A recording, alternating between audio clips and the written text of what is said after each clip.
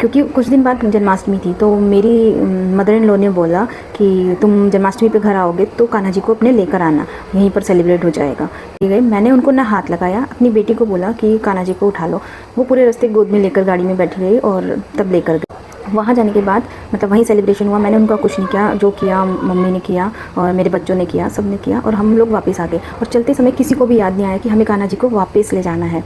मतलब मुझे बाद में रास्ते में आने के बाद लगा कि जैसे कान्हा जी खुद मेरे घर से चले गए हैं, क्योंकि मैंने इतनी नाराज़गी मतलब इस तरीके से ट्रीट किया उनको, तो मुझे ऐसा लगा। और हम जितनी बार उसके बाद गए, मेरे हस्बैंड और मेरे बच्चे हमेशा बोलते थे कि कान्हा जी को अपने लेकर आएंगे हम, और भूल जाते थे। वो आए ही नहीं मेरे घर, मतलब काफ़ी महीने निकल गए, हम जाते और आते लेकिन कान्हा जी वहीं रह जाते थे। और हर बार आने के बाद याद आता कि कान्हा जी वहीं छूट गए हैं।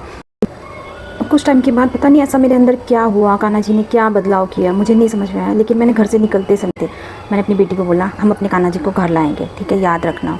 तो वो खुश होकर कहती है हाँ मम्मा इस बार लेके आएंगे। गई, जब मैं पहुंची वहाँ पे, मैंने मंदिर में जाके पहले उनको देखा। मुझे बहुत पता नहीं क्यों अंदर से मतलब सारी जो नाराज़गी थी ना सब गायब हो गई थी। फिर जब आते समय किसी को याद रहा हो ना रहो, मुझे याद था। मैंने अपनी बेटी को बोला गिन्ना कान्हा जी को बोलो अपने घर चलो।